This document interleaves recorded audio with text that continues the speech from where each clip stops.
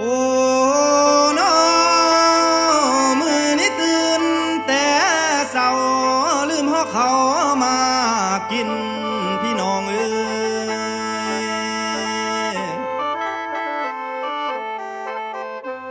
ว่าได้ยินเพิ่นสาจนว่าปั๊มบ้านเตอคนนำมันมาฮอดแล้วเด้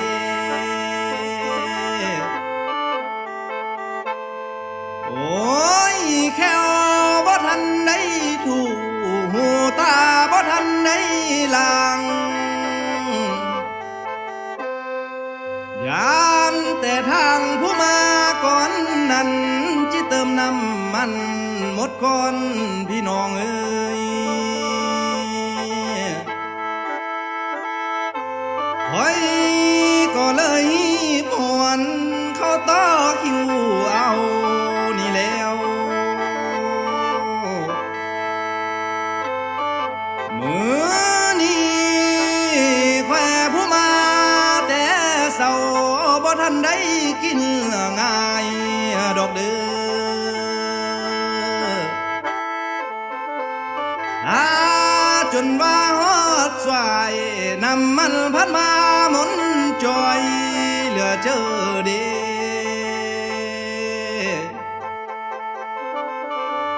ทางปั๊มเยอ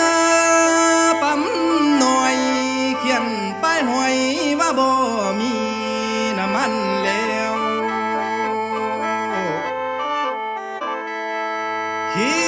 ดแต่เนื้อฮอดเด้อหวังได้เสน้ำมันพี่น้องเอ้ย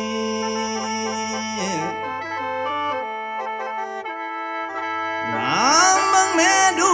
แย่งเบิ่งแม่เบิ่งเขาต่อเป็นทันสิพันเปลี่ยนกันเขา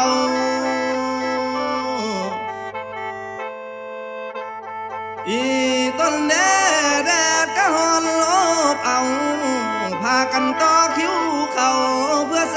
น้ำมันแล้วเนาะสวยกันต่อเป็นทันแน่เด้อพากันเลียนคิวเขา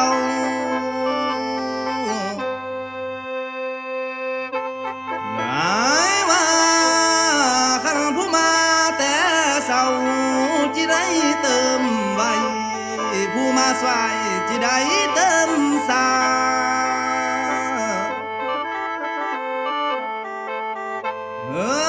เห็นเจอผู้มาก่อนหน้าอย่าเล่งแซงคิวเดียวเนอ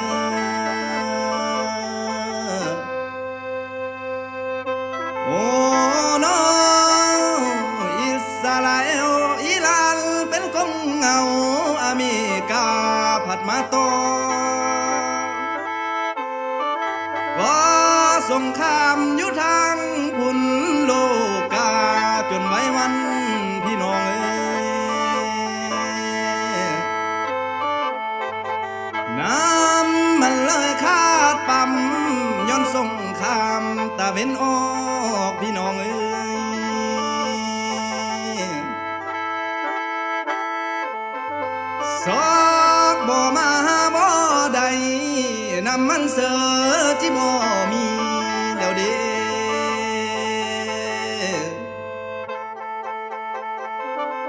โอ้น้อมีแต่ปั๊มปิดไว้จิไปเสือทางเด้อพี่น้องเอ้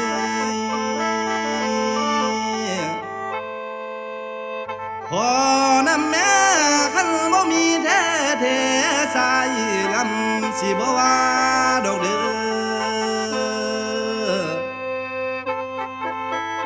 หันมามีน้ำมันนาอย่าได้กักตุนไว้หากำไรทางอ้อมเนื้อทานเอ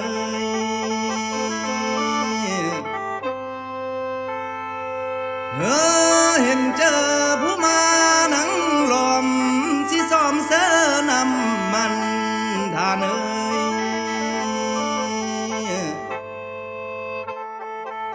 อุกเทเดเลือเจอแถวมีแต่ ลนโซไว้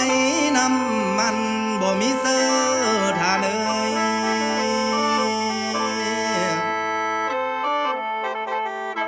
น้ำเบิ่งแม่ดูแย่งเบิ่งแม่บ่ว่าเนื้อลือเตอเพิกก็ต่อคิวเขาเอาน้ำมันมาตื่มพี่น้องเอ้ยบางคนลืมกินฮอดเขาย้อนว่าอุกอังเอาบ่ได้น้ำมันก็มีแล้ว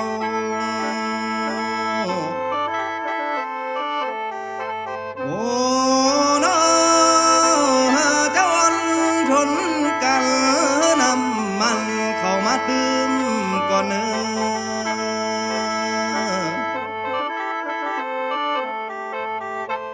อย่าลืมเนอคันน้ำมันมาแล้วโตแถวกันเข้าพี่น้องเอ้ยตื่นมาแต่เศร้าเศร้าเข้ามานำทานเอ้ย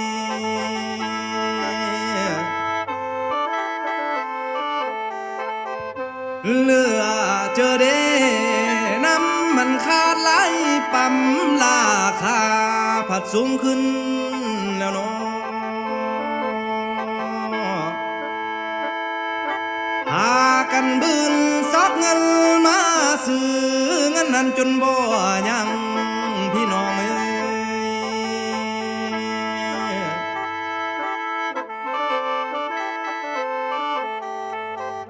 ทางกระทรวงและสังคมแข่งกันขึ้นราคาพี่น้องเอ้ยขึ้นไว้ปานจะลวดอีลานปานเดอแดจิลงมาลิดละหาหอย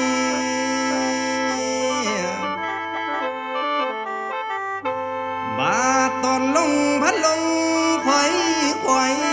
เถื่อละหอยเถื่อละพันเหลือเจอเด้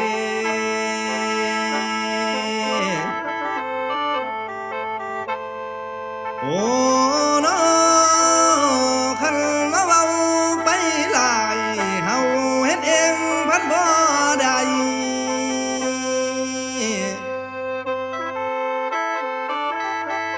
อาศัยผู้มีบ่อน้ำมันขายปันเฮอจึงได้เสอ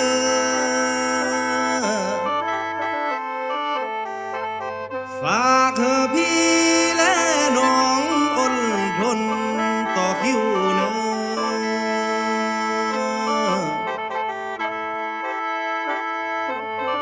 เกิมหาผู้ละเล็กละหน่อยควายเสือป้ายันเอาพี่น้องเอ้ย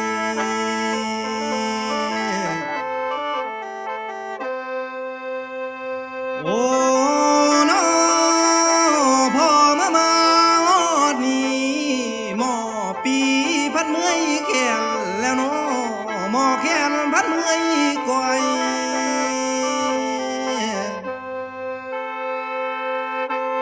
พ่อมาฮอดนี่หม้อลำหน่วยเบาเบียผัดเมื่อยจ้าแล้วน้อ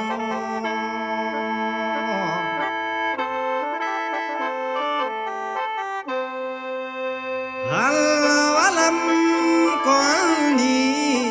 คันว่ามีมอลพิลพาเธออาภัยหมอลำเนอ